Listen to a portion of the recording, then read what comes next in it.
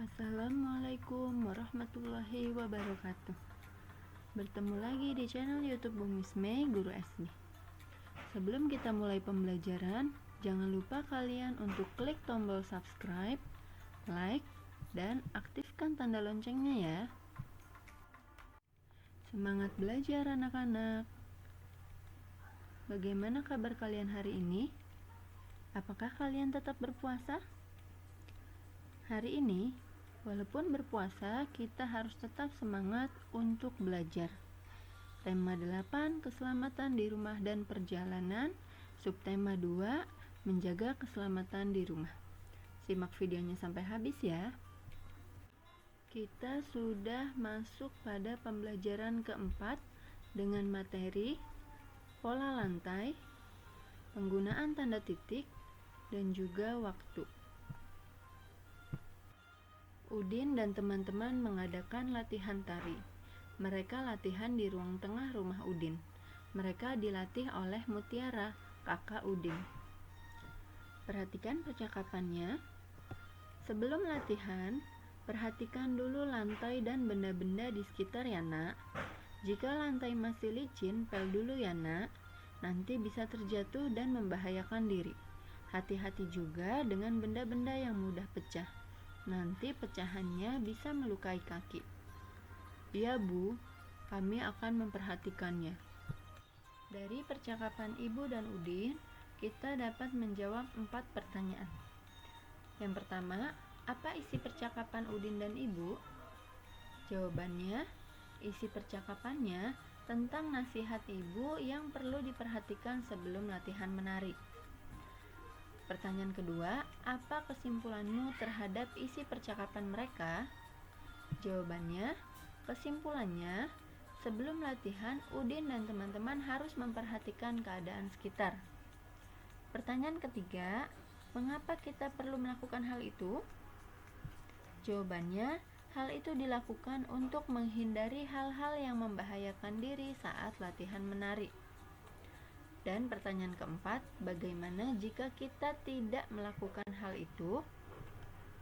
Jika kita tidak melakukan hal itu, kita bisa terluka dan membahayakan diri sendiri.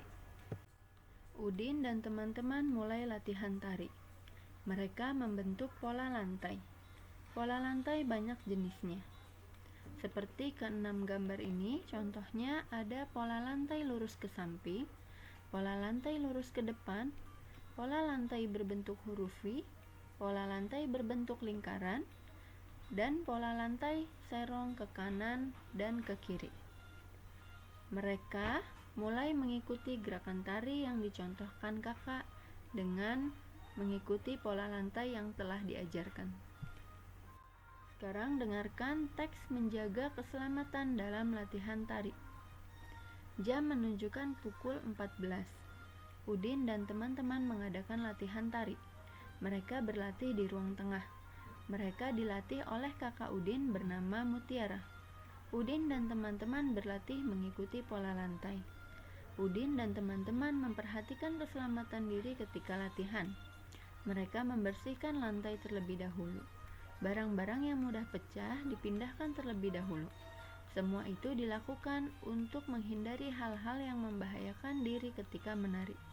Sikap mereka pantas untuk ditiru dan dicontoh. Waktu menunjukkan pukul 16. Udin dan teman-teman selesai latihan tari. Mereka sudah mahir menari dengan pola lantai. Mereka berterima kasih pada Kak Mutiara karena telah membantu.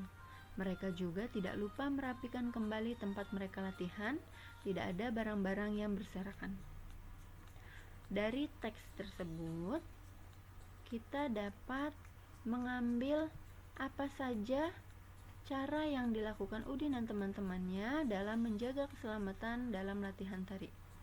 Yang pertama, mereka membersihkan lantai terlebih dahulu. Dan yang kedua, mereka memindahkan barang-barang yang mudah pecah. Masih ingatkah kamu dengan aturan penggunaan tanda titik? Ya, tanda titik digunakan di setiap akhir kalimat. Dan tanda titik juga digunakan untuk memisahkan angka yang menunjukkan waktu.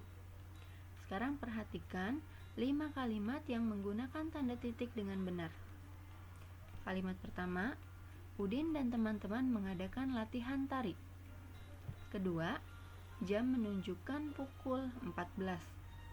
Ketiga, kakak Udin bernama Mutiara. Keempat, mereka sudah mahir menari dengan pola lantai. Kelima, mereka akan latihan kembali besok pukul 15. Jika kalian perhatikan, di setiap akhir kalimat diberi tanda titik.